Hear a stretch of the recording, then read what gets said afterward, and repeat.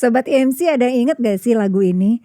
Aku anak sehat, tubuhku kuat karena ibuku rajin dan cermat. Semasa aku bayi selalu diberi ASI, makanan bergizi dan imunisasi. Pasti kalau anak-anak Gen Z kayaknya gak ada yang tahu lagu ini ya dok ya? Gak ada yang tahu ya? Gak ada yang tahu ya? Taunya generasi kita. Jadi kita ketahuan nih angkatannya. Iya, jadi ketahuan deh. Nah, ngomong-ngomong soal imunisasi, saya sekarang ini sudah bersama dengan Dokter Iren. Halo, selamat pagi. Panggilan Dokter Iren atau Dokter Airin dok? Boleh, Apa mana aja ya? boleh. Dokter Iren Dokter aja lah, Dok, boleh, ya. Airin boleh. Dokter Iren spesialis anak dari Rumah Sakit IMC Gerak Kedoya ya. Hari ini kita akan ngomongin tumbuh kembang anak, tentu saja ada hubungannya sama imunisasi. Ya dok ya. Nah, jadi sebenarnya apa sih manfaat imunisasi buat tumbuh kembang anak dok? Banyak banget ya.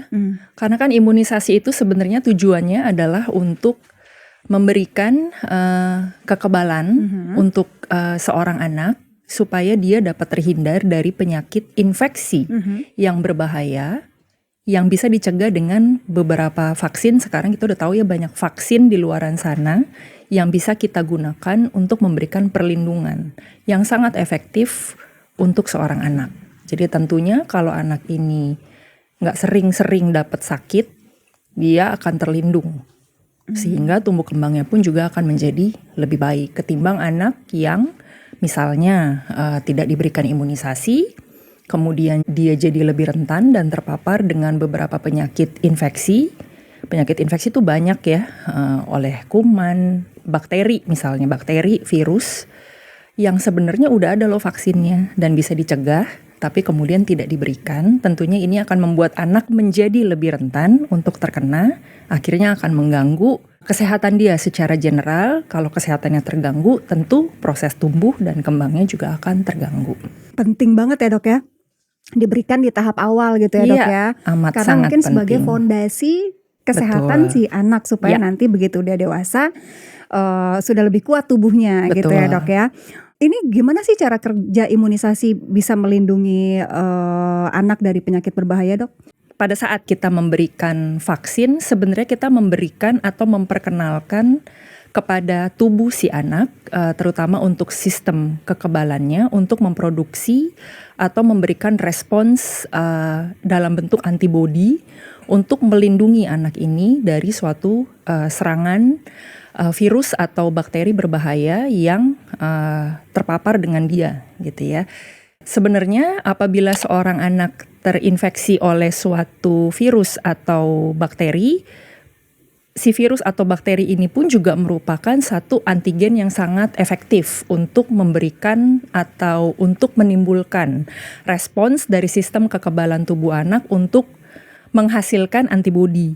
Tapi yang kita khawatirkan kalau seorang anak langsung terinfeksi oleh kuman liarnya, tanda kutip kuman liarnya ya, si virus atau si bakteri, tentunya proses perjalanan penyakitnya bisa jadi berat dan memberikan komplikasi yang cukup banyak untuk si anak ya. Tapi dengan kita memberikan vaksin itu sudah dibuat sedemikian rupa, kita memperkenalkan satu antigen, si virus atau si bakteri, bisa dalam bentuk yang sudah mati atau yang dilemahkan, sehingga pada saat proses dibentuknya antibodi di dalam tubuh anak, yang terjadi prosesnya tidak berat, hanya ringan saja atau bahkan mungkin tidak menimbulkan satu gejala apapun ya, tetapi kemudian anak menjadi kebal terhadap bakteri atau virus tersebut. Jadi istilahnya tuh ya memang kalau misalnya kita nggak kenal sama sesuatu, ada benda asing gitu kan kaget gitu ya dok ya. Betul. Nah tapi karena ini kita udah diperkenalkan dulu. Udah dikenalin nih. Udah dikenalin gitu ya. Kan tak kenal maka tak sayang. Betul, udah dikenalin Makanya dulu. mungkin badannya nggak kaget. Betul. Jadi ketika ada serangan dari luar nih, dia udah siap. Udah siap gitu ya dok ya. Betul. Umur berapa dok biasanya kita harus kasih imunisasi? Iya. Jadi sebenarnya kalau kita lihat jadwal imunisasi, baik itu terutama yang direkomendasikan oleh Ikatan Dokter Anak Indonesia, kalau kita lihat dari 0 bulan ya. 0 bulan, jadi dari begitu 0 lahir? bulan. Jadi dari waktu anak itu lahir, tentunya kita juga harus lihat kondisinya. Saya bicara untuk anak yang lahir cukup bulan, ya, anak yang tidak dalam kondisi sakit, cukup bulan, berat badannya baik, maka sudah tersedia jadwal imunisasi yang sudah direkomendasikan oleh Ikatan Dokter Anak Indonesia. Jadi misalnya anak ini sehat, lahir cukup bulan, berat badannya baik, maka yang bisa diberikan pada saat itu pada dia adalah dari lahir ya, adalah imunisasi hepatitis B misalnya. Hepatitis B. Ya. Itu berarti vaksin pertama yang harus diberikan. Ya. Oh. Ya. Itu adalah vaksin, kita bilangnya vaksin universal ya. Jadi semua anak di dunia namanya universal ya. Jadi pada saat dia lahir kita lihat ada beberapa resiko atau ada beberapa faktor yang kita pertimbangkan seorang anak harus mendapatkan imunisasi hepatitis B atau tidak. Ada beberapa faktor yang kita perlu perhatikan, tapi sebagian besar semua bayi yang lahir cukup bulan dengan berat badan yang baik sesuai dengan usia kehamilannya, dia dapat diberikan imunisasi hepatitis B. Oke, berarti seandainya bayi ini belum belum cukup bulan, belum masuk kriteria yang baik lah untuk menerima vaksin gitu ya dok ya. Ada toleransi waktu berapa lama dok untuk dia bisa menerima hepatitis B? Kita pakai contoh bayi yang lahir prematur, ya, bayi yang lahir prematur atau bayi yang lahir kurang dari berat badan 2 kilo misalnya. Jadi kita mesti tunggu sampai berat badannya mencapai 2 kilo setidaknya. Atau usia kronologisnya mencapai usia 2 bulan. Karena kurang lebih parameter ini yang kita bisa pakai untuk menilai bahwa sistem imunnya sudah cukup adekuat untuk memberikan respons imun yang efisien. Nah, ini pemberian imunisasi ini memang harus on time ya dok ya? Sebaiknya. Kalau misalnya kondisi anaknya sehat gitu ya. Kalau misalnya nih ya ada orang tua yang bekerja kadang-kadang suka lupa mungkin telat gitu ya telat. Aduh, ini kayaknya jadwal imunisasi tapi kok udah lewat nih gitu. Apa yang akan terjadi? Apa yang harus dilakukan? Ya udah kita kejar aja.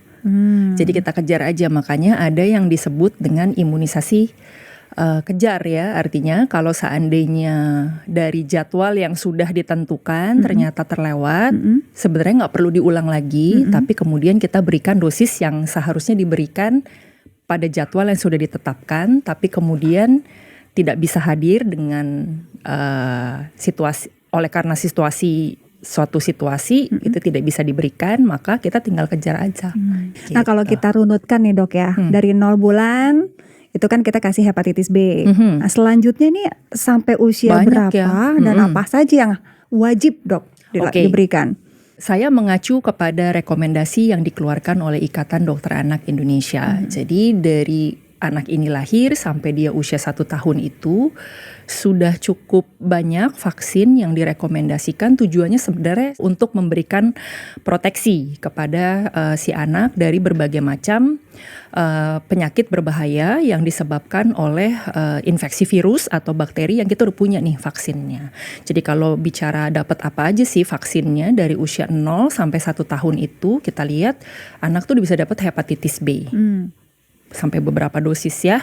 Kemudian imunisasi BCG, imunisasi polio, difteri, pertusis, tetanus, Haemophilus influenza tipe B, terus kemudian vaksin pneumokokes ya, kemudian vaksin rotavirus, kemudian mulai usia 6 bulan itu sudah boleh diberikan imunisasi influenza. Kita tahu sekarang belakangan ya kita lihat kasus influenza meningkat jumlahnya. Kemudian usia 9 bulan kita bisa berikan imunisasi campak. Dan beberapa dosis ulangan yang diperlukan pada vaksin-vaksin yang tadi saya sudah sebutkan ya. Seperti hepatitis B dia butuh dosis ulangan, seperti difteri, pertusis, tetanus, Haemophilus influenza tipe B, rotavirus, pneumokokal dia butuh untuk diulang. Sampai kemudian nanti setelah dosis terakhir pengulangan masih membutuhkan dosis booster yang kita tentukan jadwalnya kemudian. Iya. Jadi yang inti itu yang wajib itu sampai umur 9 bulan, kemudian nanti ada pengulangan ya, kemudian nanti ada lagi yang namanya booster gitu ya dok ya. Sekarang kita tidak bicara wajib tidak wajib sih, tapi untuk vaksin yang sekarang sudah bisa kita bikin dan apa yang sudah direkomendasikan sebaiknya diberikan ya. Oke. Nah kadang-kadang nih dok, ada beberapa vaksin yang kayaknya punya efek samping ya. Ada yang mungkin setelah divaksin anak jadi agak-agak sumeng gitu ya, agak demam gitu. Ya. Ini memang sesuatu yang wajar dok. Dan kalaupun misalnya itu terjadi gitu ya, kadang ada juga anak yang enggak ini ya, tidak bereaksi gitu ya. Nah itu kira-kira gimana antisipasi dari orang tua? Dari orang tua ya. Memang itu kita harus edukasikan kepada orang tua. Kalau kita balik lagi tadi ke pembicaraan kita yang di awal bahwa sebenarnya vaksin ini dibuatkan sebenarnya untuk melindungi anak terpapar dengan penyakit yang proses perjalanannya bisa sangat berbahaya dan beberapa kuman tertentu bisa sampai menimbulkan kecacatan. Jadi vaksin dibikin sedemikian rupa sehingga pada saat kita kenalkan tidak sampai terjadi hal-hal yang tidak kita inginkan. Jadi apabila setelah anak divaksin timbul suatu kondisi yang kita kenal dengan kejadian ikutan pasca imunisasi, mungkin saja terjadi, tapi yang selama ini kita tahu reaksi atau kejadian ikutan pasca imunisasi itu tidak berat sifatnya. Jadi kita harus beritahukan kepada orang tua misalnya demam. Itu bisa terjadi misalnya beberapa jam sampai 2-3 hari setelah vaksin misalnya. Jadi apa yang kita perlu berikan? Tinggal berikan obat penurun demam misalnya. Kita kasih tahu dosisnya berapa sesuai dengan berat badan anaknya. Atau mungkin adanya reaksi lokal pada tempat penyuntikan, misalnya seperti kemerahan, itu bisa terjadi, atau bengkak pada lokasi penyuntikan. Dan apa yang kita perlu lakukan apabila itu terjadi, sebenarnya pada setiap saat kita memberikan imunisasi, perlu untuk mengedukasikan hal-hal tersebut kepada orang tua, supaya orang tua jadi nggak bingung. Khawatir, betul. Gitu ya. Dan mereka tahu kalau ini terjadi harus seperti melakukan apa. Iya. Ini menurut pengalaman aku pribadi ya dok ya. Ada beberapa teman yang mungkin udah punya anak, ada pro dan kontra nih tentang masalah vaksin dan imunisasi. Dan ini menjadi penting sepertinya untuk tenaga kesehatan, juga dokter anak gitu ya, untuk lebih mengedukasi sepertinya ya kepada masyarakat tentang pentingnya imunisasi untuk anak-anak. Tanggapan dokter seperti apa? Sebenarnya kita di bidang kedokteran kembali lagi adalah karena kita bicara tentang suatu tindakan kedokteran tujuannya adalah untuk mencegah atau preventif. Jadi balik lagi artinya kepada orang yang kita berikan edukasi untuk dia menolak atau dia setuju gitu. Jadi intinya adalah kita harus memberikan edukasi yang baik dan benar. Apa sih tujuannya? Kenapa sih harus diberikan imunisasi?